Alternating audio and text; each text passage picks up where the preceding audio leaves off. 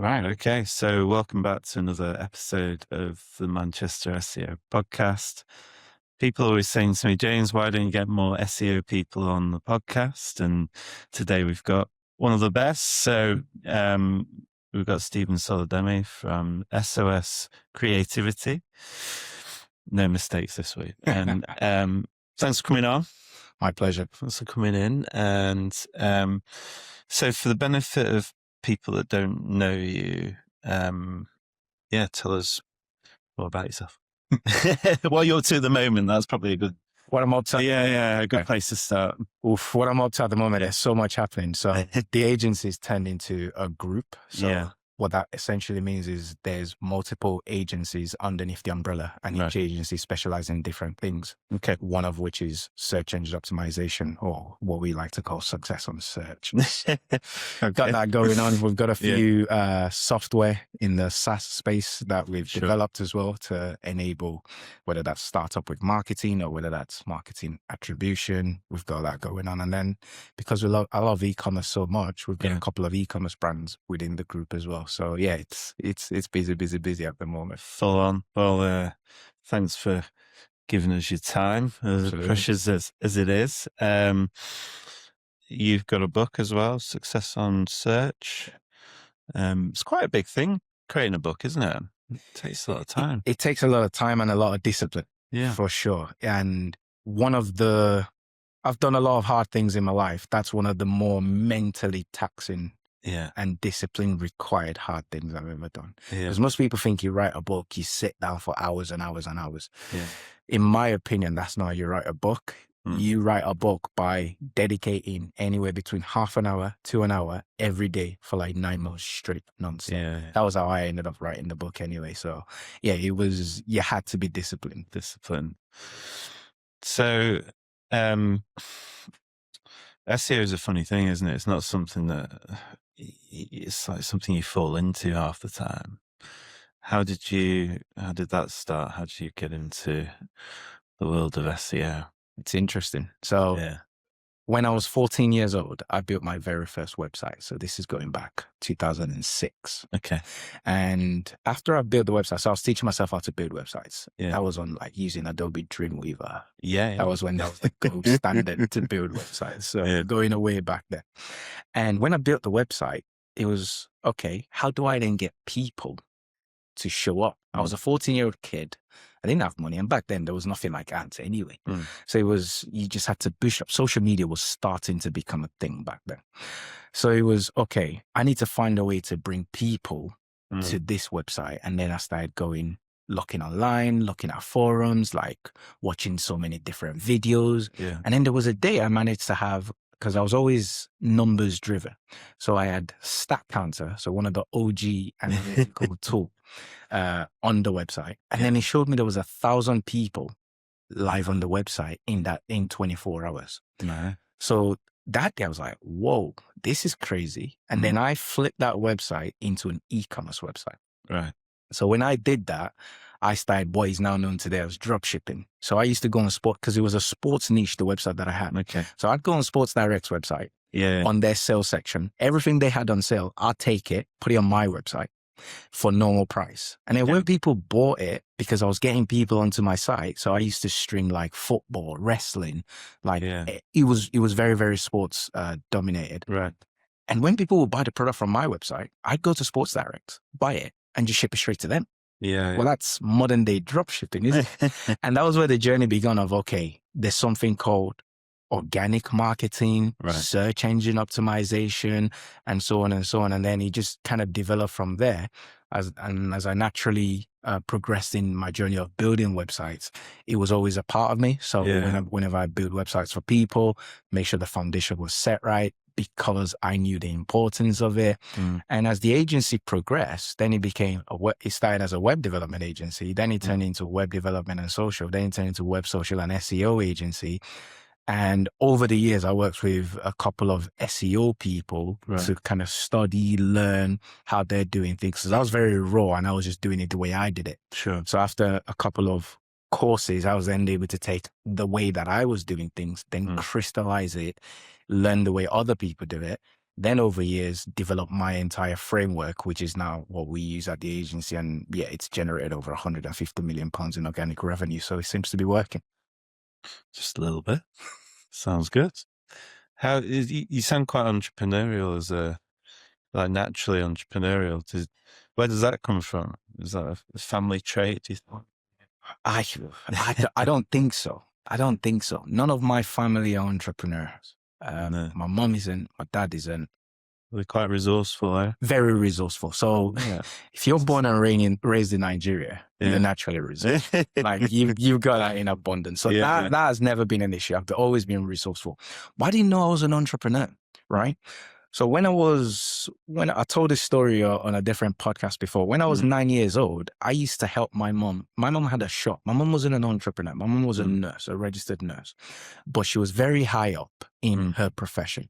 And because she was high up, she could have her own pharmacy store. You can't do that in the UK, obviously. So many different red tape and regulations, which totally understood. But she could do that. And in the neighborhood, if you were ill, sick, you needed whatever, you'd come to the pharmacy. Right. Because my mom would just go, okay, listen to you, yada, yada, yada. Right. This is what's happening. You need this, this, and this, and prescribe. So I then learned the art of talking to people and prescribing medications to people via my mom. I was 9, 10 years old, right? So somebody will come in and say, this is what's happening to them. And then I whisper in my mom's ear, I think they need this. 80, 90% of the time I was right. So that was where that communication started. But then when I came to England at 14 years old, 14, 15, 16, I started like selling drinks, sweets, whatever it is in school. I didn't know that's entrepreneurship because no one in my family could nurture that as entrepreneurship. Looking back, I was, like you said, natural entrepreneur. But then that progressed into then learning the website, into then turning into a dropshipping store, into then, I think I was 17 years old when I brought my first product in from China. Right. Well before Alibaba and AliExpress and the easy way you can do it today.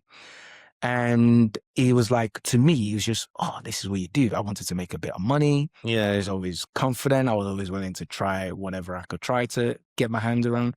And it just started from there. So yeah, you can look back now and say natural entrepreneurship, but where it came from, I honestly don't know. There's like little skills involved in it though, isn't there? So when running agency, you've got to listen to people, listen to the problems are, what, and it's a solution sell, isn't it? And it's a bit like pharmacy, listen to what's going on with them and the body and ailments and stuff. And that, okay, well, the solution is this, this, and this. Boom. And so those skills are really important to listen and to be able to communicate what solutions might be for them. I think that ideal test bed for being an agency owner, business owner in general. Yeah, I agree. I agree 100%. And I think they call it consultative selling today or something like that. Yeah. And yeah, you're right. At the end of the day, to me, that's what sales is. That's what marketing is. Somebody has a challenge, a problem. You as the middle person, your job is to understand that challenge and the problem in as much of its entirety as possible. Yeah. And then be savvy enough to make recommendations to then help them bridge that gap. So like you said, that is running an agency, but you have that across multiple variables, right? You've got the clients that you got to understand their business, understand their customers, then recommend how your marketing solutions will help them achieve their goal. But then you've also got your team that you've got to be able to understand, right? And when you're working with creatives, I'm sure you'd be able to relate to this. Every creative thinks and operates differently. So you've got to be able to have that individual one-to-one way of relating to them rather than a one-size-fits-all approach. And then when you're relating to the team well, you understand what makes them tick. You're bringing the right type of projects for them. They're shining. That means the customer's shining. And then in some cases, you might have other suppliers or vendors that you need to then be able to communicate to as well. But like you said, ultimately being able to listen to people, understand them, and then present how your whatever it is that you're trying to do is going to help them out. Yeah, that's a massive skill in the agency world. We call it the art of having a good conversation. There you go. Everything starts whether you're selling or consulting or dealing with technical people or clients. You have a good conversation with them all. It's the the kind of foundation for everything, isn't it? 100%. Yeah. And you probably saw a lot of that with over years of watching your mum with people coming in the shop and all that. And actually, being a nurse, because you just said that now, it's got me thinking. Being a nurse, that's probably what I subconsciously took from her: empathy. Yeah. Because when people come to her, they're in pain. They're in need of an instant solution. So, and being a nurse, she by default has to be able to empathize with them. Because I'm not a very emotional person, but yeah, when I am speaking with customers, everything I do is try to understand them, what they're trying to achieve, then replicate how our solution is going to happen. So yeah, that's an interesting perspective that you just brought. I've never thought about it, but yeah, that's probably what I took from it subconsciously. I did a Manchester. I did a managers to leaders course years ago. Okay. And the first thing they do is take you to like what you think leadership is, and you say you define the skills, and then they go, so where do you think you learned that from?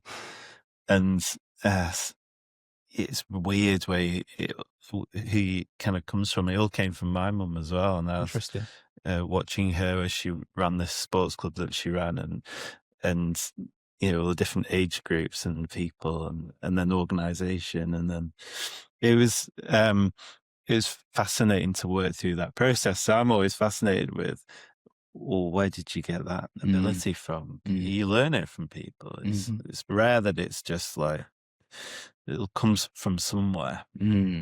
That's interesting. Yeah. What did so obviously growing up in Nigeria, different to Manchester, not just the weather. What was that like? Nigeria. Yeah. So, well, as in like the transition, I suppose I was thinking of. Really. That's interesting. So growing up in Nigeria, I was always academically smart, right? I was always first, second, or third in class, and my parents big on academics, like most Nigerian parents, right? When I came to England, at 14.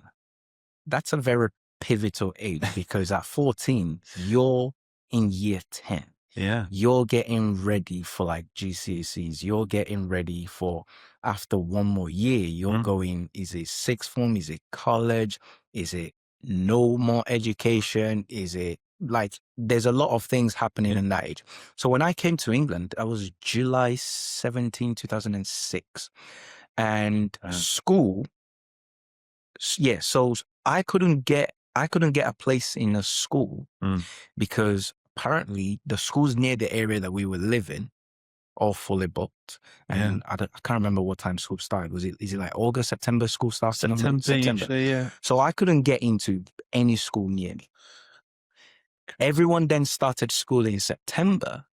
I was still sat at home. I remember till today, because my routine was I'd wake up, get ready, whatever, and then by mid-morning, I'd be sat watching all the game shows, like the Wheel of Fortunes, the Price is Right, like, morning TV, but then it was just game show after game show after game show. And then when people got back from school, then it was more game show after game show after game show. So I used to do that. I remember doing that for a few weeks. Right.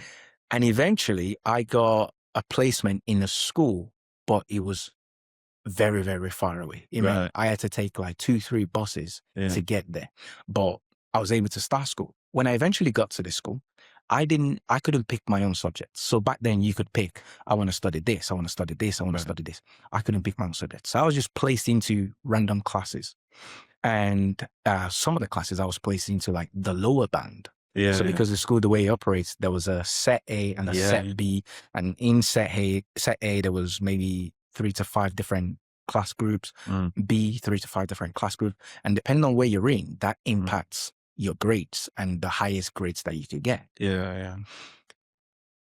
Coming from Nigeria, academically smart. Fell into a different culture.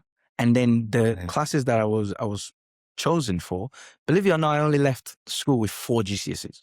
Right. And this is somebody who's got a first degree in computing and web development in university. Yeah. So when you talk about a transition, it was a very interesting transition period, because now I was learning new way of life, new culture. The way people bantered with each other and joked with each other was completely different.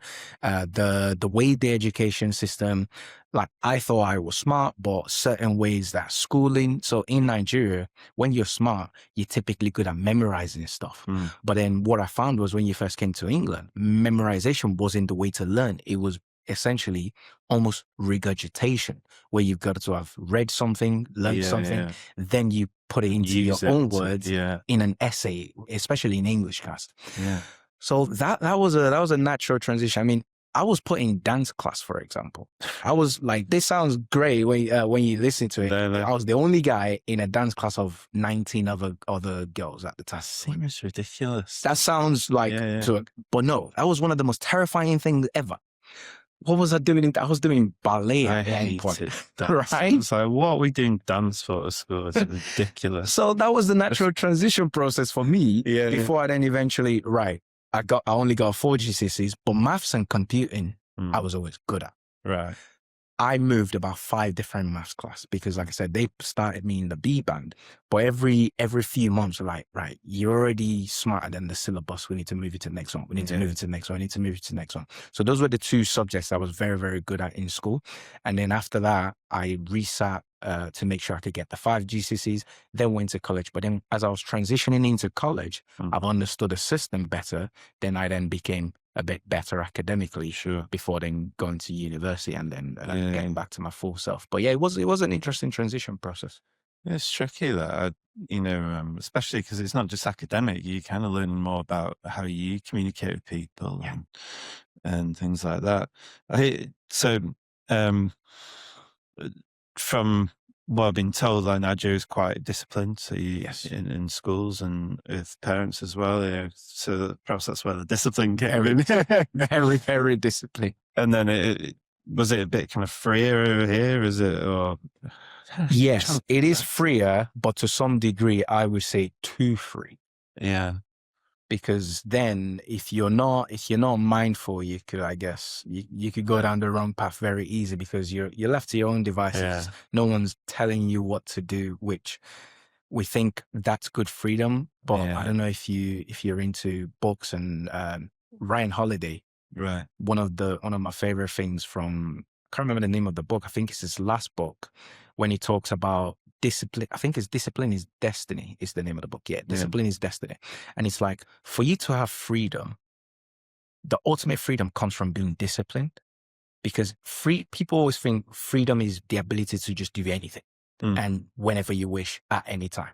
Yeah. But freedom comes from being disciplined, because by being disciplined, you're able to choose what you want to do and what you don't want to do, which is, it's counterintuitive, but that is ultimate freedom. The people that are, I guess, wasteful or not mindful, not disciplined, you tend not to get far. It feels like freedom in the short term, but then you look back and it's actually disastrous to what you're trying to do. But when you have that discipline, you can look back over time and you go, well, I didn't want to do this. I didn't do it. I wanted to do this. I did this because I was able to sacrifice this, and this. I had the freedom later on to then go achieve X, Y, and Z. So I moved, I did the first year of high school in one school, and then we moved to what you'd think would be a better school. It was in a better area. But the first school was zero tolerance on everything. And in my head, so this is in 92, so it was a while ago. That's not doing maths. And it was, and I finished in the top few people in the year for quite a few subjects. And then I moved to another school, and I think I forgot, purely by accident, forgot homework for one, and that would have been instant detention. And after school, in the last school, and you wouldn't do it again. This one, so just bring it next time. And so my brain is always, okay, well, we can work with this now. It's not an instant detention each time. And so I think actually it probably hindered in the long run my academic performance, because I was quite lazy. It's what you tend to see. But then the opposite is true, because when you're too disciplined and you're too stringent and like everything is all don't do this, don't do this, don't do this, you also don't have the freedom to be creative. You don't have the freedom to express yourself. So the fine line is always somewhere in the middle, because you can't be too on this side, freedom, do as you please, you're going to ruin yourself. You can't also be too on this side, you can't do this, you can't do that, you're not going to be able to express yourself. So if you can find equilibrium, I think that's what's going to make for a good life. Sure. Right, we'll stop this podcast there. So you've come over and you decided, from what I saw, you got into web design first, and then how did setting up your own business come about? What made you do that? That's a good question. So when I came to England, so quick backstory. When I was 9 years old, my mom moved from Nigeria to Jamaica. Okay. And when she did that, I went and lived with my auntie. So my mom was she had a foresight to go, right. She told my auntie, make sure he gets computer lessons. So I didn't have my own computer, but my auntie would pay for me to get computer lessons. I can't remember the frequency, maybe once a month, once a quarter, whatever it is. But I had computer lessons. When I came to England at 14, that was the first time I had my own computer. Right. So that's how I dove straight into that. I would learn anything that I could. I would develop whatever that's where the journey began. And that's how before the agency started. So this was 14. I started the agency when I was 24 years old. So 10 years later. Right. And the reason I ended up starting the agency was, it was such a passion of mine building websites. I would build a website for anyone and everyone. I didn't care about the money. I remember my first commercial project, I built a website for £30. That was my very first commercial project a long time ago. And for me, it was just having this idea, speaking to this person, and then creating the thing, which then has value to their life and their business. That was what did it for me. So I was always freelancing well before I started the agency. So from 14 to 24, 10 years before being an entrepreneur and agency owner, I was doing this. But the reason I eventually decided to start a business was because I was seeing so many small businesses get ripped off. They didn't know what to do. So they'd go to someone who's supposedly an expert. They'd end up spending too much money than what their business could afford and what they needed, and then won't get the result that they needed in the end. 2017, so I was working in the industry as a web developer after I graduated uni at 2015. And for about 16 months, I was a web developer. But then I went to go do my master's, because Nigeria, that's what happens. You need to do that. I was still listening to people. 3 months into the master's, I decided to drop out. This time I'd been doing freelancing, like I said, but then I was like, right, I no longer want to do this. This is not me. This is probably my mom's dream. This is not my dream. So I eventually just went, I'm not doing that anymore. So I'm a graduate and a dropout at the same time. And then I eventually went, right, 2017. So I dropped out November, December 2016. And the following year, my new year, new me, all of that stuff was, right, I'm just going to start an agency. What's the worst that could happen? If it doesn't work out, I can always get a job. I've got a first degree. I'm good at what I do. I've got experience. I'm sure I can always get a job if it doesn't work. And that was where it all started. So it started from passion, which then turned into profession.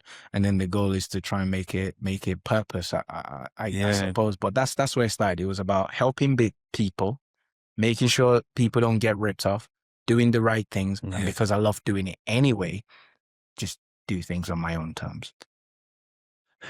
Well, it's a common thing in the industry, isn't it, really? People getting ripped off. And I wonder how that happens in terms of the delivery or what's promised, or whether it's just their expectations are too big, or have they expected something, but they didn't actually say, well, this is what we want. This is the goal. Well, I always wonder when I hear that, because obviously I tell the story about having a website, getting an agency to do some work on it because I was busy doing my day job and nothing was really done, and there was no idea of what work had been done and results, and I kind of started mine in a similar idea that tried to not let that happen to other people. Yeah. But then when I think back, I think, well, perhaps it was my fault. I always look back to that. So it's interesting, really, how it can inspire people to start something and to do it properly and to make sure. And I think it goes back to what we were talking about before of the empathy, right? So there is a lot of ignorance why people get ripped off because expectations don't match. So for example, if you're a small business owner or you're a business owner in general and you don't understand the world of web, marketing, etc., in your mind, you just know you have a vague idea of what you want to achieve. Because you don't have the language and because you don't have the knowledge, you also have ignorance, which means you can't communicate exactly what you want to the other person. And then the other person, because there are unscrupulous people out there are good people out there, but for whoever you're dealing with, they might not necessarily be able to fully step into your shoes to go, okay, if I was in this person's shoes, what exactly do they want? Let me then use that, which I guess is empathy, to then give them an advice. I've had situations where, because now I talk about small business. That was how we started. Where the agency is now, our best clients are scale up or like startups that are backed, that are funded, right? Just because of the sophistication of what we do and where we are in the marketplace now. So it's very hard for us to work with core bootstrap startup as it is. However, if you have the empathy, you're able to go, okay, this is what this person is trying to achieve. That's why now the way we operate, I just give the advice up front. If we can't work with you, I will let you know why we can't work with you, so you know. So for example, if you come in and go, I'm starting this company, I have this budget, and I want the floodgates to be open from a customer perspective. Respectfully, let me educate you on why that's not going to work. You could go to another person, they'll happily take your money and try and do stuff. But ultimately, because I know where you're trying to get to, I know where you are, and I know the resources you have in place, I can give you a timeline as to this is why this won't work. And this is what you need to do instead. But I don't think most people have that capability of doing that. And that's where you see the misalignment in expectations, which then cause frustration. So it is on both paths. Startup educating themselves more to understand what it is they actually need. The agency owner having enough empathy and enough, I guess, goodwill to go, because I know where you're trying to get to, this is how we might be able to help you. You have the experience of doing it yourself as well. Exactly. Maybe an account manager wouldn't have. Exactly. Yeah. So moving on to SEO, you talk about a framework. Give us some more insight into, if you can. Absolutely. Well, that's the premise of this book, Success on Search, right? And success on search is how brands can become more visible so they can convert better and they can make more sales. Now, if you look at just the technicality of SEO, what I'm proposing here is a large proportion of SEO, but also mixed with web dev and also mixed with CRO. So we're not doing SEO in the purest sense. To me, SEO in the purest sense is you want somebody to find you on search engine, whether that's Google, which is the main dominant one, and your website shows up. That's SEO. They click into your website, SEO kind of stops there. But what success on search is, it takes all of that leading up to it, but then what happens on the website? So is your website set up for conversions? Because if you get traffic to your website, but it's A, the wrong type of traffic, that's a waste of time. B, if it's the right type of traffic, but your website can't then convert them into customers, that's also a waste of time. The whole point of marketing is for you to be able to be visible, because before you sell something, they need to know about you. Then you need to convert that visibility. Then you make the sale. So the framework is the B.U.I.L.D framework. So Success and Search leverages two things, the framework and the cycle. The B.U.I.L.D framework is B.U.I.L.D. B's for basics. This is where you need to make sure everything is right. Because 96% of websites, web pages don't get any traffic just because they neglect the basics. So that's the core foundation. B for basics. Then U for users. You need to focus on the user. Most SEOs or most people that are trying to do SEO just focus on they focus on Google or the search engines. SEO is a two people game. You got the platforms and you got the users. So you need to focus on the users so that when they're landing onto your website, you can start the conversion. Then I is innovate. SEO 20 years ago is not what it was 10 years ago. It's not what it is today. Today, now you're contending with artificial intelligence. A lot of boss phrases being thrown out there. AEO, AIO, like you name it, GEO. Wild, haven't they? With it? It's gone crazy. But you're contending with that. So you have to continue to innovate, right? 20 years ago, the old tactics was just pour the keywords in, cover it up in white, launch your website, and you shoot straight to the top. You can't do that. No. And then about a decade ago, it was, backlinks is a thing. So let's just spam the life out of it. You can't do that. Right. And, we heard something about topical authority. We heard about blogging. So let's write all the blogs. You can't do that today. So you have to continue to innovate. So that's the I. And then the L is leverage. So foundation for the basics, but then for you to really get to the top, you've got to leverage a few things. Like there's some advanced tools out there. There's some techniques out there that you need to be leveraging. And then the final piece is the D for data. If you're guessing with SEO, you are going to fail 100% of the time. SEO to me is where art meets science. You have to rely on data because you need to know if the keyword that you're going after is worth going after. Because are the right type of people searching for it? When they're searching, are they searching to do research or are they searching to buy? Right? So you need that data. You need to look at, okay, people are landing on your website. How many people? Are you growing? Where are your positions in the ranking, et cetera, et cetera? So that's the framework. And if you follow that framework, that's how you go from not being visible, not converting, not making sales to then being highly successful. And then when you marry that framework with the Success and Search cycle, so the cycle is a 12-stage cycle, but broken into 4 parts. The first 3 is foundation. Then the next 3 is where you start flourishing. Then the next 3 is where you filter. And then the next 4 is where you finesse because you double down on what works. When you start SEO, not everything's going to work. So you're going to filter out what's not working. And then when you realize what's working, then you got to double down on that. And then you just keep building that cycle over and over and over. And then you look back and you go, when we started this thing, we were never to be found. Now all of a sudden, we're here and we're getting so much traffic. And like I said earlier, I've done this for as long as I can remember. On so many different sites across so many different industries. It worked. I just happened to niche into the e-com space because that's just where my hands are. We kind of started in the recruitment industry with my SEO experience, but I'd worked in recruitment. I knew it was more than just jobs. And that, there's 2 sides of it. You got the vacancies and then you've got the actual businesses you want to attract to. But actually what wasn't or still isn't used by a lot of is the data they collect from people. And data is where all the value is in the business. How many CVs have you got in your database and how are you doing it? How are you managing it? How are you communicating with them? So like you say, you've got how to attract and get people in, the right people in. And then all that, how do you leverage that and use it to educate them about the business, your brand, who you are, how you work?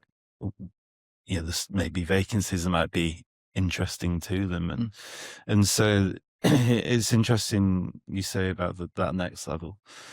And, I know it myself from running a SEO agency, and purely that's the next level. You just can't do it successfully or as scalable as without that. I've gone on a real tangent there. Anyway, so how far on, what was going through your mind when you creating the 4 Fs and the and the build and you're trying to bring like a clarity to what was going on process wise? 100%. So clarity, but then differentiation. Yeah. It's always, what's a USP? What's a USP? What's your USP? That's the most cliche question in business, isn't it? But it's also one of the most important, because so many people are capable of doing so many things. How do you stand out? How do you differentiate yourself? So I worked with Daniel Priestley for about 12 months. And well, when I say Daniel Priestley, that doesn't mean I worked with him one-to-one. I worked with his company, and there were certain modules where he was the one delivering it. Yeah. So then it was the Key Person of Influence Accelerator. And that was part of why I ended up writing the book. Right. Because one of the things I was getting when we were speaking with prospects is, especially when they shop around and they speak to so many people, they often get confused more than get clarity, right? They don't know who's saying what. Everybody sounds the same. How do you differentiate that? So the framework then came from the insight in that accelerator where Daniel Priestley was teaching the whole cohort and the Key Person of Influence Accelerator, where they were teaching, okay, well, you need to become a key person of influence. You need to stand out so you can scale up and then you can make a dent. The whole premise of why I started a business was to help people, to help businesses. So I guess that's my version of making a dent. So how do I then stand out and then scale up? Right. Well, I've been able to do that by reframing and refining what it is that our version of SEO is into this nice, neat and tidy framework. Right. And then now when I just communicate that to people, instantly they get it, because I'm able to show, well, this is where you are. This is where you want to be. This is the pain point. This is the prize zone. Well, what you need to do to cross that bridge and get there is you need to go basics, user, innovate, leverage data, and then combine it with the foundation. What do we mean by foundation? Well, we need to find you the right keywords. Then we need to make sure your website is set up. Then you need to start creating a plan to start creating content. Then what do you mean by flourish? Then, well, we need to earn backlinks, because now you need to start increasing your authority. We need to look at your local SEO with your Google My Business profile. Then the third one is now connecting that with social media and leveraging that, especially if you want to rank in ChatGPT and AI and Perplexity. Leveraging LinkedIn and leveraging Reddit and Quora is a way to do that. Then you go, okay, that's interesting. How do you then start filter it? Then we go, right, these first 6 pieces is going to now bring data. We need to look at the data, the D from the B.U.I.L.D column. By looking at your Google Analytics and your Google Search Console, we're able to see what's working and what's not working, right? Then we want to analyze your competitors as well to see what they're doing, to see if we need to pivot. And based on that data, then we got to create more content. So that's how you're going to start filtering out. That's how you're going to start flourishing to then filter out. And then you get into the last piece, which is, okay, now you need to earn more backlinks, because you know what's working. You have context, you know your niche, you know your sector. We need to earn those kind of links. You need to create more type of content. Then you need to look at the data to then refine. And then you go, now that you've done the 12th thing, what do?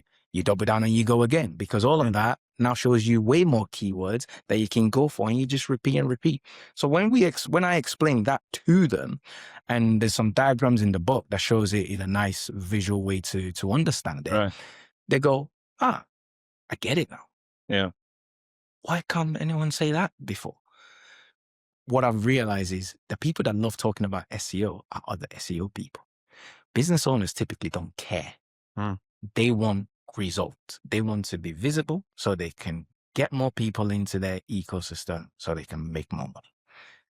That's where the framework came in. So by tying all of that into a nice, neat and tidy framework, which I learned from that Key Person of Influence Accelerator, I was able to then go, okay, this is what we need to do. Let's do the work, discipline and all that. Let me dump everything I have in here into this book. It took me 9 months to write this book. Every day I'd write an hour at the most, and just kept going, then refine the process. And then till eventually you go, well, what's your USP?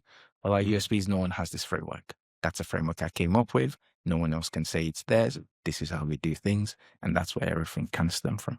Yeah. it's important to have that process where you go through it and then you come back to the start again, because in our industry it's changing all the time. Yes. So you have to kind of, okay, right, where are we at, and what we're doing, and how's the previous work we've done reacted to, and why. And then you've got that over 20, 30 clients, and then you can say, okay, well, we did that for these guys. That is really like, okay, are there any other clients that we can do that for?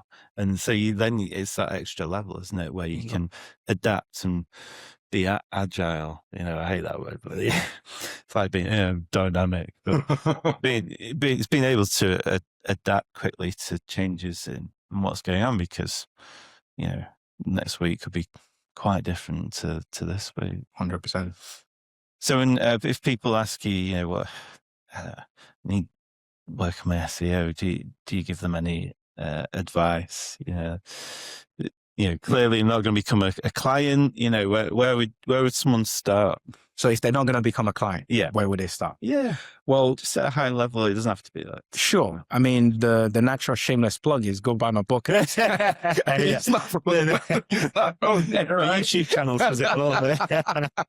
That's the natural shameless plug. That's where you start. But no, on a more serious note, it's all about the basics. Yeah. Because if you want to learn SEO, or you want to maybe do it yourself, or you want to be able to know that the person that you're then hiring, who maybe you can afford, is going to do the right thing, it's just the basics. 96% of pages do not get any traffic because they don't know the basics.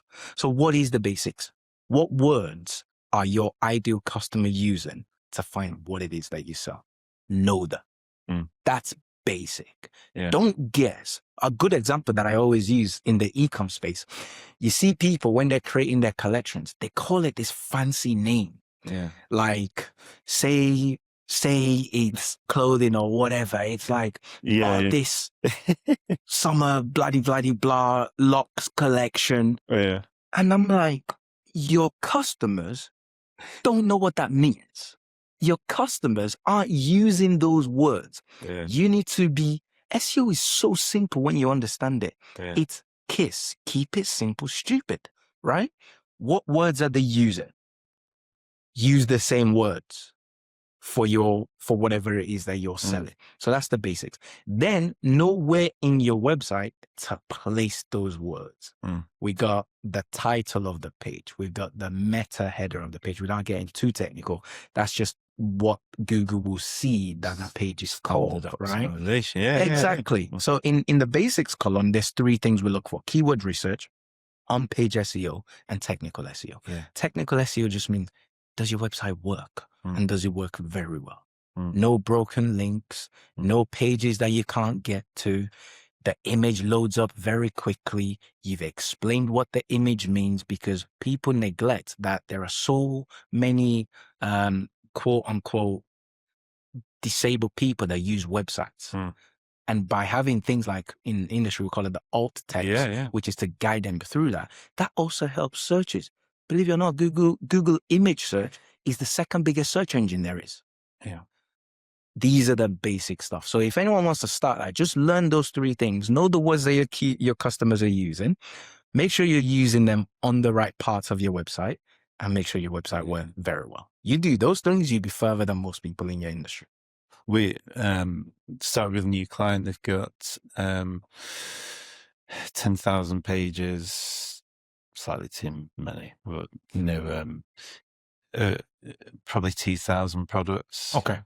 2,000 images, but maybe 3 or 4 images for each one. None of them with alt text.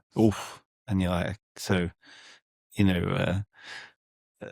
when we look at that, the team start rolling their eyes, because there's a bit of data input going on, that kind of thing, but it gives you such an advantage, and and it gives more context to the page that image is on. When, say it's a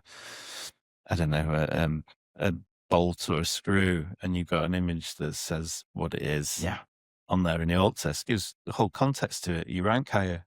100%. I mean, it's not rocket science. That's why it's the basics. And e-commerce is so bad for it.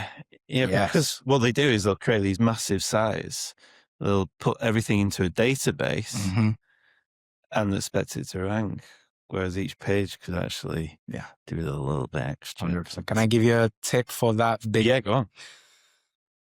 Export the products into a Google Sheet. Export the image name into a Google Sheet. Yeah. If you're technical, you can connect your Google Sheet to ChatGPT.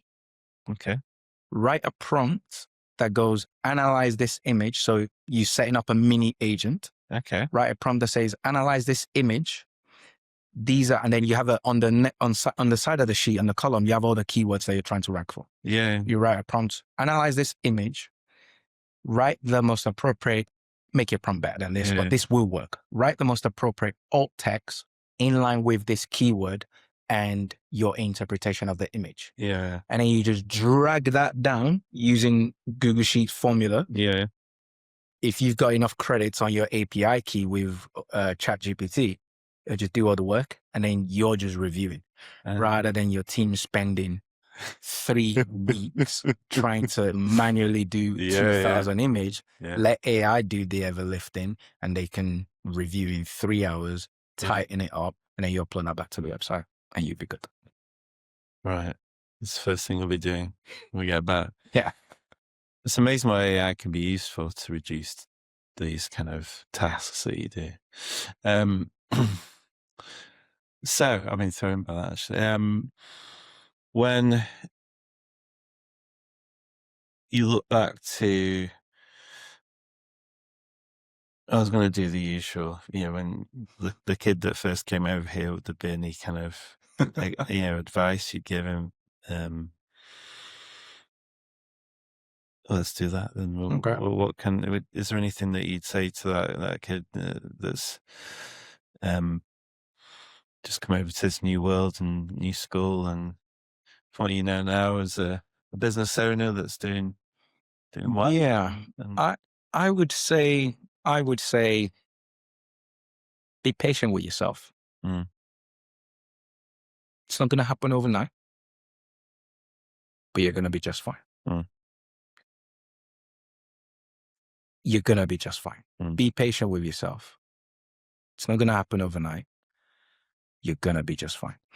Because when I look back 20 years, so this July marks 20 years when I came into England. Right. When I look back over those 20 years, there's been so many, like I have found my way. In the moment, it doesn't look like you're making any progress. Yeah. But you gotta have time, do what time does, so that you can then look back in hindsight and go, I saw how that disaster turned into the setup for the next thing, which then turned into the setup for the next thing. And then I failed at this level, which then made me look, oh my God, how many steps back. But then when I look back, just because of that quote unquote failure, within that, I was able to meet this person, which then propelled me to here. Be careful, like just be patient with yourself. You're going to be fine. On coming into a different culture, like I said, I didn't understand the way people did things. No. There was bullying. I got bullied in school. Yeah. But I never saw it as bullying because I never took it on as bullying. But if you look at what the kids were doing to me in school, that's bullying. But to me, I always had that mindset and that resilience coming from where I came from. If I think this is hard, well, I know what hard is over there. This isn't hard. So just let time do its thing, and overall, you will get to where you need to get to. Yeah. I always think that no matter how tricky today is, tomorrow it'll seem a bit easier. What does the future hold for you and the business? And good question. What does the future hold? Well, right now, the phase of the business, there's a quote, like him or hate him. I'm not getting into the debate. Trump, Hitler, which will we using? Elon Musk. So one of the quote that I heard from him was, my job isn't to build the best cars. My job is to build the best factory capable of delivering the best cars. Yeah.